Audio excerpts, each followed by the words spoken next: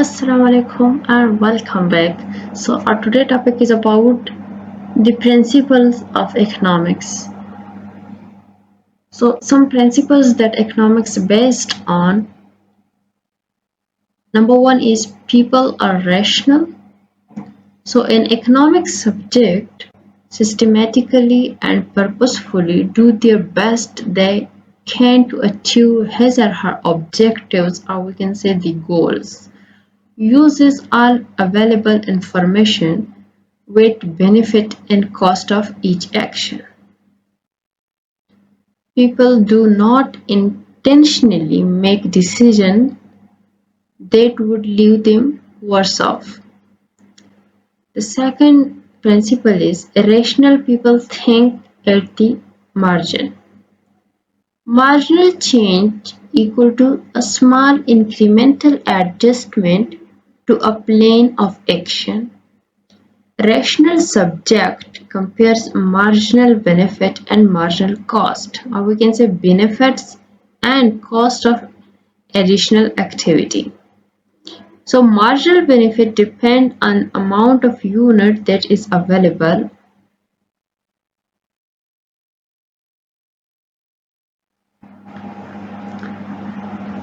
The next one is people respond to incentives. Incentive equals to something that induce a person to act. Examples are price, norms, law, behavior of other people. So change of incentive generate direct as well as indirect effects. Examples is A person, or we can say G person, has choice to give up French citizenship. The next one is direct versus indirect effects. Direct means visible, clear effects. It is easy to find connection between incentives and effects. The indirect, on the other hand, the indirect effect is invisible, unclear effects. Effects can happen after time at different place. So between a good and a bad economist, this constitutes a whole difference. The good one takes account of the visible effect. The bad one takes account both of the effect which are seen and also of those which it is necessary to foresee. Placement effect, another example of the indirect effect. So invisible hand, the most classic example of indirect effect. Adam Smith, An Inquiry into the Nature and Causes of Wealth of Nation, 1776, that was his book. By directing that industry in such a manner as it produce maybe for the greatest value, he intends only his own gain, and he is an this as in many other cases, led by an invisible hand to promote an end which was no part of his intention. Invisible hand, according to Smith, every individual is continually exerting himself to find out the most advantageous employment of whatever capital he can command. It is his own advantage indeed, and not that of the society, which he has in view. But the study of his own advantage naturally, or rather necessarily, lead him to prefer that employment which is most advantageous to society. Country's standard of living depend on its ability to produce goods. Or we can say productivity is the amount of goods produced from one unit of resources. If a society wants to be wealthy, in long run it must increase its productivity. So the value of good is subjective. It depends on the good uh, value, or we can say it is subjective. It is depend from the good, like one good has extremely high value and one is very poor, so it depends on the goods value.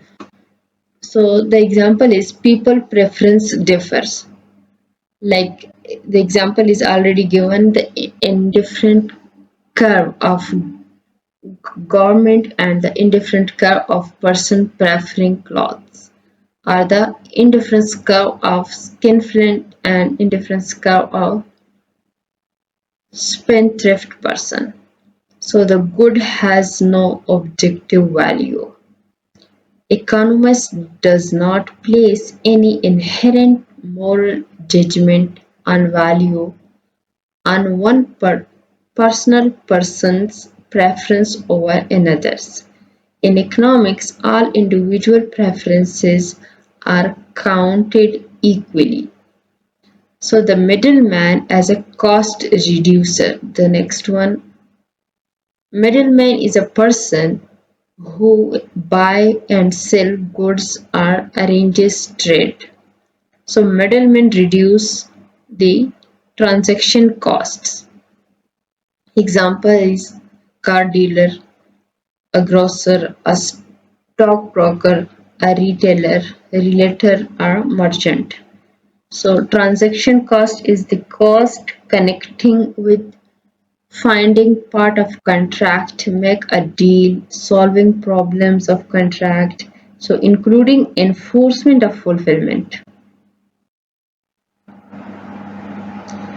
Trade-off between efficiency and equality. A system without government intervention usually promotes efficiency, but on the other hand results in inequality. Some people with low or insufficient skills has low income. Government intervention can increase equality but usually reduce efficiency. The importance of property rights. Property rights, number one is the right to exclusive use the property. The owner has sole possession, control and use of the property, including the right to exclude others.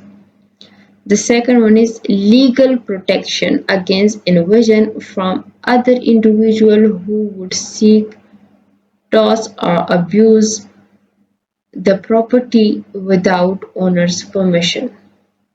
The third one is the right to transfer, sell, exchange or mortgage, lend the property.